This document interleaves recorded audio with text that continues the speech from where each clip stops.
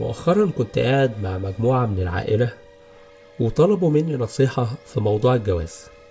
وبما ان انا بقالي كتير قوي مفرغ نفسي وما بتكلمش في المواضيع دي حتى في الحلقات اللي موجودة هنا، فاستغرقت شوية وقت كده علشان اوصل لنصيحة فعلا تبقى مفيدة لحد مثلا من الاجيال الجديدة المراهقين.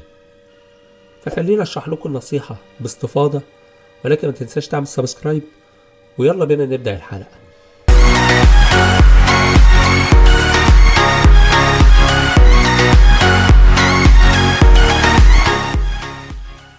ازيكم جميعا وعاملين ايه؟ لما يطلب نصيحة في مواضيع الجواز للناس اللي لسه ما اتجوزوش يعني، وخصوصا لما يبقى حد في فترة المراهقة، يعني هو حاليا لسه ما دخلش مرحلة البحث عن عروسة وكده، النصيحة دي عن تجربة شخصية، عن بحث عميق وتفكير كتير. مش هنبتدي بقى نتكلم في انك تدور ازاي وكل الكلام ده، لان الكلام ده المفروض ان هو بديهيات، ولكن في حاجة اهم منه. ايه هي النصيحة اللي ممكن ننصحها لواحد داخل على مرحلة المراهقة؟ طبعا مش عارف النصيحة دي ممكن تعجب الناس كلها ولا لا، ولكن انا هبرر كلامي بعد ما اقول النصيحة. النصيحة اللي نصحتها له هي ان هو يحاول يتجوز في اسرع وقت ممكن. طبعا الاراء بتنقسم هنا، هو ازاي يعني يتجوز؟ ده لسه يعني ممكن ما يكونش دخل جامعة، ازاي يبتدي يفكر في مواضيع الجواز دلوقتي؟ وهل هي دي الحاجة اللي فعلا ناقصة حد، او هي دي الحاجة اللي هتحل مشاكله او هتأسس له الحاجات كتيرة قوي في المستقبل؟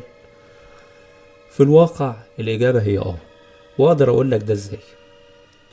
اولا انا مش هتكلم على ان كل تأخير بيعني اعتياد اكتر على عدم الحاجة.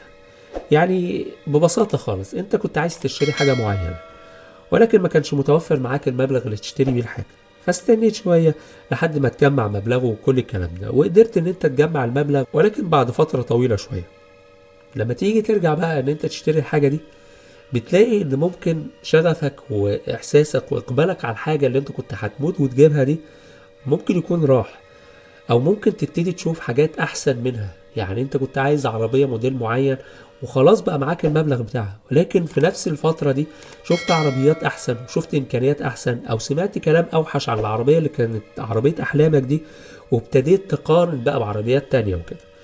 ففكرة ان انت تستنى على اساس ان انت تجمع او تستعد ان انت تجيب الحاجة اللي نفسك فيها دي، بتعمل فجوات كتيرة قوي في ان انت يظل تعلقك موجود بيها كما في الاول. كذلك الجواز يا جماعة، انت لو مثلا في بداية حياتك وعايز تتجوز لأي اسباب غريزية او ايا كان السبب، خلينا نتكلم ان الشخص اللي بيبقى في مرحلة مراهقة او في بداية الشباب بيبقى توجهه للجواز هو توجه بيولوجي بحت، لا هو بيفكر في استقرار ولا اي حاجة، عشان نبقى صادقين مع بعض. فلما يكون ده التوجه بتاعه ان هو عايز يتجوز وكده، لو استنى شوية بيبتدي بقى يكتشف عيوب البنات ويبتدي يحذر اكتر، ويبتدي يعني يقول طب يعني ما اجمع اكتر، لا الجواز بقى صعب، كل الكلام ده. فيبتدي ينسحب شوية شوية عن الجواز، فيبتدي يتأخر اكتر عن الجواز. تأخير عن الجواز ما بيبقاش دايما في صالح الراجل ولا في صالح الست، انا دلوقتي بكلم رجاله. ولكن المشكلة فيه مش فكرة ان هو يعني يتأنى اكتر وكده، لان التأني الاكتر ممكن يبتدي يدخله في مرحلة الاوفر ثينكينج، ان هو يبتدي يشك في حاجات تبدو ان هي طبيعية، في حاجات يفترض او يتوقع ان هي مش موجودة في ناس تانيين، توقعه ان العيوب مش هتبقى موجودة، توقعه ان اختياره هيبقى انضج. كل الكلام ده ما بيحصلش على ارض الواقع. واخطر حاجة فيها هو فكرة ان هو اصلا يبتدي يتقفل من فكرة الجواز على المدى البعيد. ناس كتيرة بتحقق نجاحات كتيرة وهي مش متجوزة، فلما تيجي تفكر في موضوع الجواز تبتدي تقول طب ما الشخص ده يعني ما اضافش ليا حاجة، يعني انا مريت بكل الصعوبات لوحدي، الشخص ده هيضيف لي ايه؟ انا كنت محتاج الشخص ده في مرحلة او في وقت ما ولكن ما كانش موجود، هو ليه دلوقتي عايز ياخد الحاجة على الجاهز؟ فيبتدي يستخسر نفسه في اي حد. وده اللي بشوفه مع ناس عدوا مراحل سنية متقدمة وكانوا محققين نجاحات في حياتهم. او يبتدي بقى ينظر نظرة دونية لأي واحدة بتتقرب.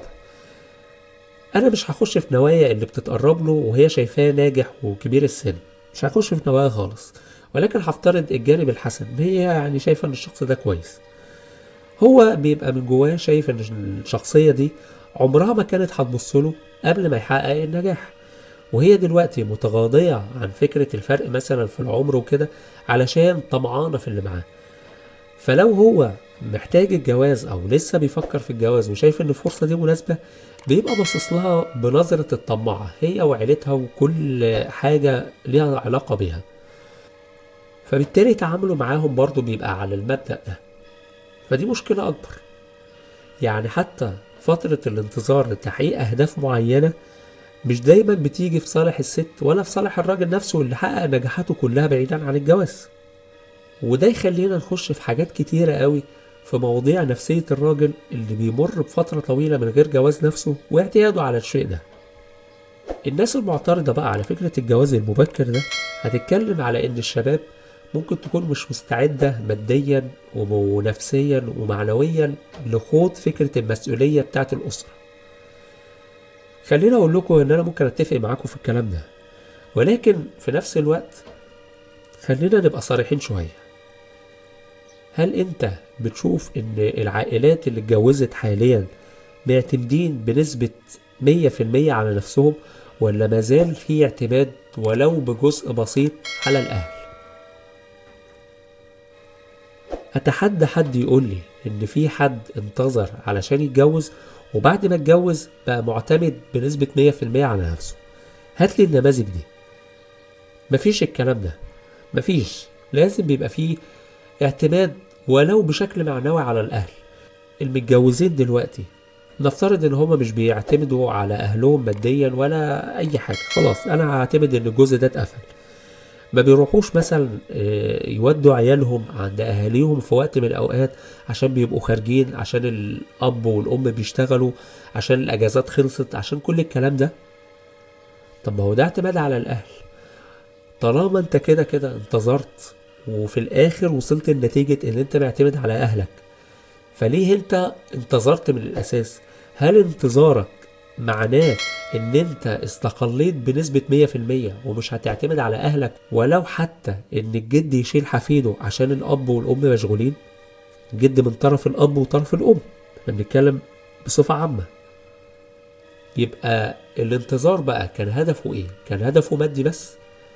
انا ما بتكلمش على موضوع الاعتماد المادي لان زي ما قلت لكم، ولكن انا بتكلم في النتيجة. كانت استقلال تام عن الاهل ولا برضو مازال في حاجة ليهم في وقت من الاوقات؟ طبعا الموضوع ده دخلنا في حاجات كتيرة، زي مثلا الخلافات بقى اللي ممكن تيجي حتى بعد وجود الاحفاد ما بين الزوج وزوجته واحتياج الاهل للتدخل وكل الكلام ده. يعني في اعتماد كبير قوي بيظل على عاتق الابوين اللي هم الاجداد حاليا. فده من الاخر يوصلنا لنتيجة مهمة قوي.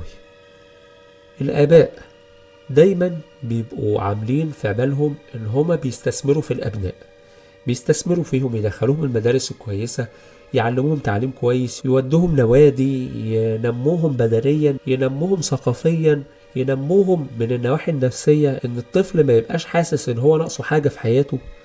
فبالتالي احد انواع الاستثمار في الأبناء هو انك تركز في استقراره. ما تقولش ان ده جزء يعني جانبي او جزء ترفيهي او جزء يعني مش وقته حاليا، لان انت لو مش مقتنع بالكلام ده فتابع معانا الحلقة الجاية اقول لك بقى عواقب انك ما تستثمرش في جواز ابنائك من بدري. لو كنت وصلت لهنا والحلقة عجبتك متنساش تعمل سبسكرايب عشان تتابع معانا الحلقة الجاية الاهم، وفي نفس الوقت تعمل شير عشان الناس كلها تستفيد من المعلومات دي. وما تنساش تعمل لنا سبسكرايب، تابعنا على الفيسبوك والتيك توك والانستجرام عشان تبقى اول واحد يتابع الحلقات الجايه. شكرا.